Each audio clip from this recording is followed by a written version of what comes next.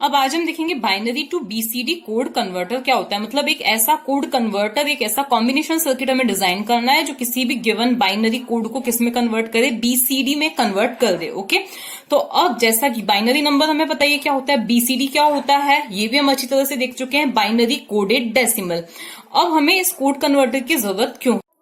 Binary coded decimal इसका मतलब क्या है कि अगर कोई भी बाइनरी कोडेड डेसिमल, इसका मतलब कि कोई भी डेसिमल नंबर है उसको हम किस में लिखते हैं, 4 बिट बाइनरी फॉर्म में लिखते हैं, 4 बिट बाइनरी फॉर्म में। लाइक 9 है तो उसको हम क्या लिखेंगे, 1001 लिखेंगे, 7 है तो हम उसको क्या लिखेंगे, 0111 लिखेंगे, एंड सो ऑन। अब आपको लगेगा कि भाई ये भी तो बाइनरी ही है, फिर इसको बीसीडी में मतलब कन्वर्ट करने की, binary to BCD code converter की जरूरत क्यों पड़ी? तो एज वी ऑल नो कि जैसे अगर हमारा जो नंबर है 10, उसको हम बाइनरी के फॉर्म में क्या लिखेंगे, तो बाइनरी के फॉर्म में उसको हम क्या लिखेंगे, 1010 लिखेंगे। लेकिन अगर हम इसी चीज को बीसीडी के फॉर्म में लिखना चाहते हैं तो बीसीडी के फॉर्म में हम इसको कैसे लिखेंगे, देखो क्या है, 10 मतलब 10, तो 1 को हम क्या लिखेंगे, 0001 लिखेंगे, और 0 को हम क्या लिखेंगे, 0000 लिखेंगे। ओके, इसी तरह से अगर हमें 15 के लिए बीसीडी कोड लिखना है तो हम क्या लिखेंगे, 0001 फॉर 1, एंड 5 के लिए हम क्या लिखेंगे, 0101 लिखेंगे, ये 1 और ये क्या हो गया, 5 हो गया। लेकिन अगर हम बाइनरी की बात करें तो बाइनरी में हम 15 को क्या लिखते हैं, 1111 लिखते हैं। ओके, तो अब कुल मिला के हमें एक ऐसा कोड कन्वर्टर, एक ऐसा सर्किट बनाना है जो क्या करे, बाइनरी को किस में कन्वर्ट करे, बीसीडी में कन्वर्ट करे। ओके, मतलब हम इनपुट देंगे अगर बाइनरी में तो हमें आउटपुट क्या मिलेगा, कुछ इस वे में हमें आउटपुट मिलेगा। अब इसके लिए पहले हम क्या बनाते हैं, इसकी ट्रुथ टेबल बनाते हैं, फिर हमें इसका कंसेप्ट समझ में आएगा, मतलब इसकी वर्किंग समझेंगे। तो अब हम बनाते हैं इसकी ट्रुथ टेबल। तो अब हम अज्यूम करते हैं कि हमारा जो बाइनरी नंबर है उसको हम किस में लिखेंगे, WXYZ, मतलब ये जो होगा हमारा इनपुट होगा जो कि बाइनरी होगा। तो 0000 0001 0010 0011 0100 0101 0110 0110 0111 1000 1001 1010 1010 1111 1100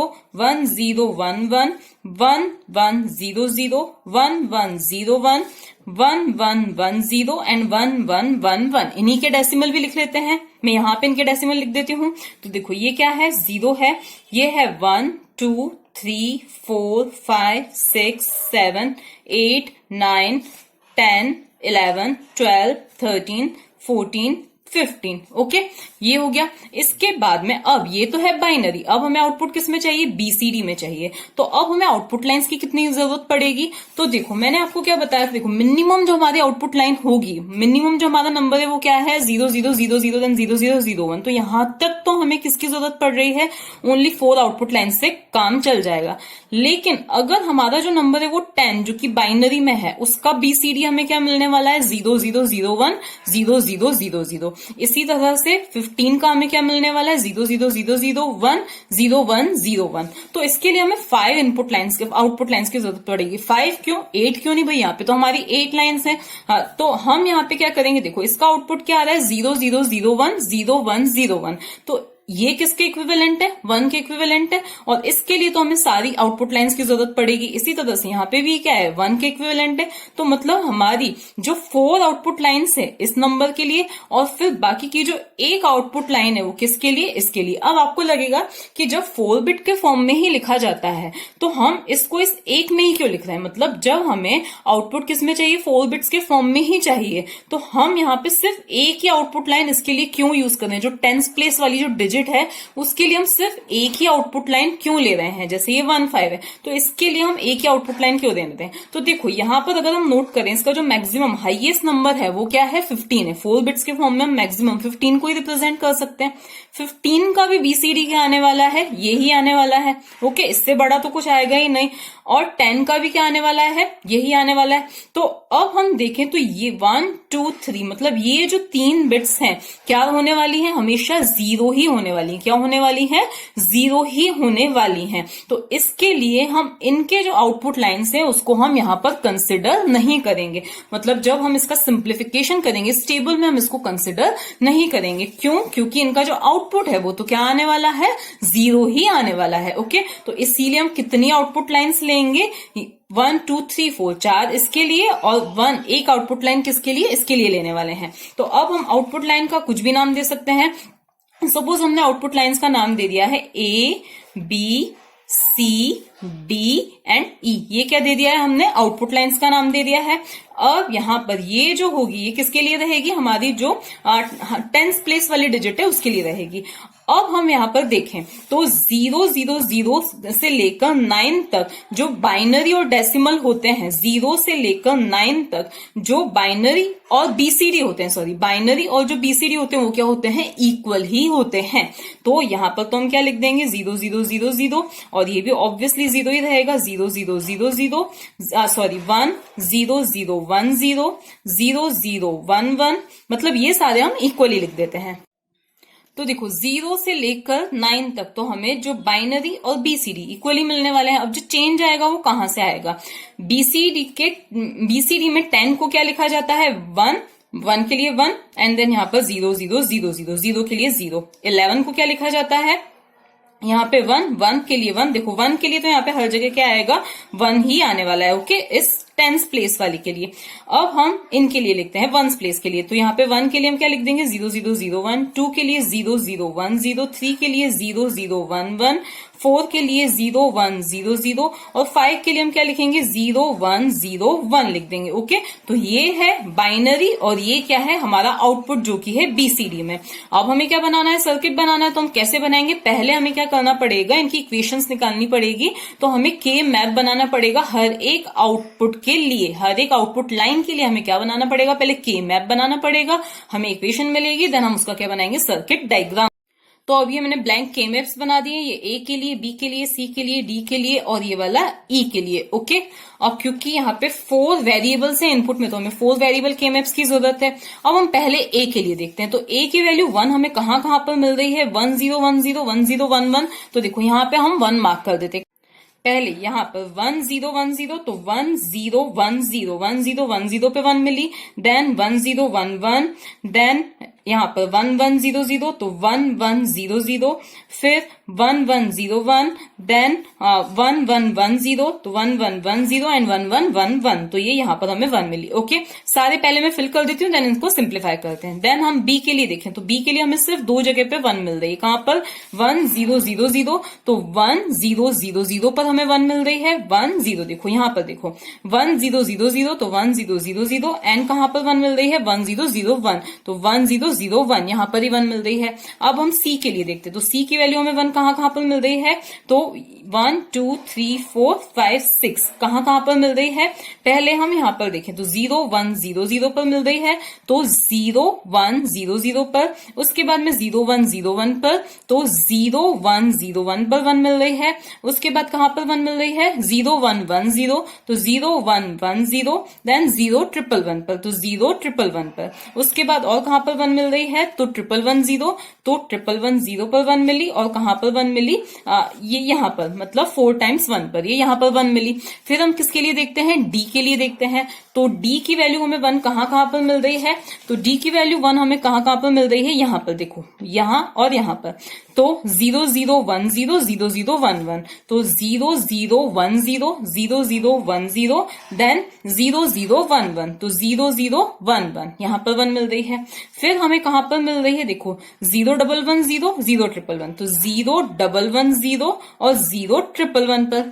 फिर हमें कहाँ पर 1 मिल रही है यहाँ पर 1100, तो 1100 1100 कहाँ पर है, ये रहा। और फिर कहाँ पर मिल रही है 1 हमें इसकी वैल्यू 1101, तो 1101 पर ये मिल रही है, ओके। इसके बाद हमें ई की वैल्यू 1 कहाँ मिल रही है, तो अल्टरनेट्स में मिल रही है 0001 पर, तो 0001 पर मिल रही है। फिर हमें कहाँ पर मिल रही है यहाँ पर 0011, फिर हमें कहाँ पर 1 मिल रही है, यहाँ पर 0101, और फिर कहाँ मिल रही है 0111। इसी तरह से आप नोटिस करेंगे तो यहाँ पर हमें क्या मिल रही है 1 मिल रही है वैल्यू, ओके। अब हम इसी को क्या करते हैं, सिंप्लीफाई करते हैं। तो ए को हम पहले सिंप्लीफाई करें तो हम पहले ग्रुपिंग करेंगे। तो आपको के में तो सिंप्लीफाई करना आता ही है, तो पहले ये इन 4 का ग्रुप्स बनेगा, देन यहाँ पर ये ओवरलैपिंग होके ये वाला ग्रुप बनेगा। इसके लिए इक्वेशन लिखें तो यहां पर हम देखें तो किसकी वैल्यू फिक्स है, इस वाली रो में W और X दोनों की वैल्यू फिक्स है, क्या है 1 1 है, तो हम क्या लिख देंगे WX लिख देंगे। ओके, और यहां पर तो सारी वैल्यूज Y और Z सबकी वैल्यूज चेंज हो रही है।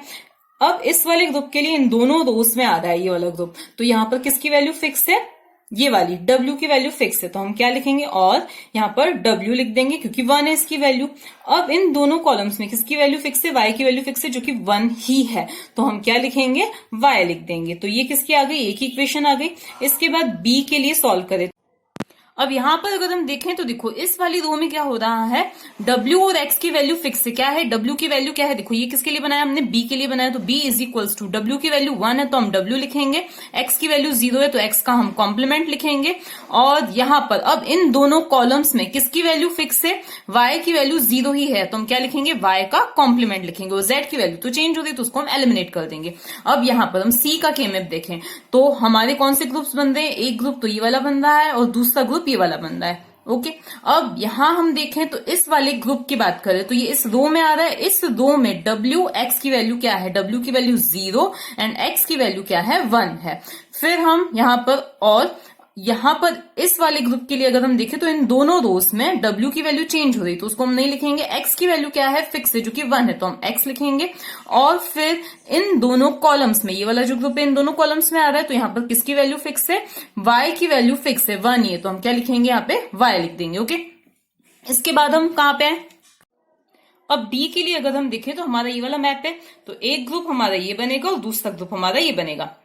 पहले हम इस वाले ग्रुप की नेमिंग करते हैं, तो ये इन दो रोस में आ रहा है, इन दो रोस में W की वैल्यू क्या है फिक्स है 0 ही है, तो हम W का कॉम्प्लीमेंट लिखेंगे और X की वैल्यू तो चेंज हो रही है। अब इन दोनों कॉलम्स में अगर हम देखें तो Y की वैल्यू क्या है 1 ही है, तो हम क्या लिखेंगे Y लिखेंगे यहाँ पर, और Z की वैल्यू क्या हो रही है चेंज हो रही है, ये वाला हो गया। फिर और अब इस वाले के लिए WX की वैल्यू क्या है फिक्स है, तो WX क्योंकि 1 ही है, और फिर इन दोनों कॉलम्स में आ रहा है ये ग्रुप, तो यहाँ पे Y की वैल्यू फिक्स है, क्या है 0 है, तो हम क्या लिखेंगे Y का कॉम्प्लीमेंट लिखेंगे। अब E के लिए अगर हम देखें तो अब हमारा ये वाला एक ही ग्रुप बन रहा है जिसमें 8 1s हैं। ओके, अब ये इन सभी रोस में आ रहा है जहां पर W और X की वैल्यू चेंज हो रही है, लेकिन इन दोनों कॉलम्स में Y की वैल्यू क्या हो रही है चेंज हो रही है, Z की वैल्यू फिक्स है, क्या है 1 है, तो हम क्या लिख देंगे Z लिख देंगे। तो ये आ गई।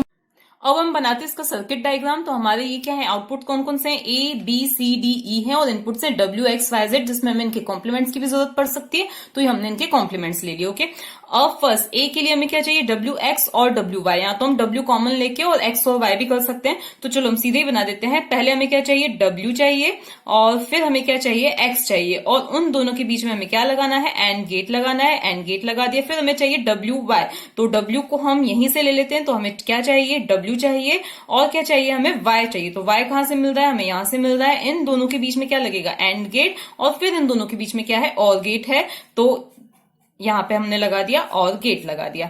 ये हमें क्या मिल गया A मिल गया। अब हमें चाहिए B, तो B के लिए इक्वेशन क्या है W X complement Y complement, तो W कहां से लेंगे हम, तो ये W हमने यहां से ले लिया।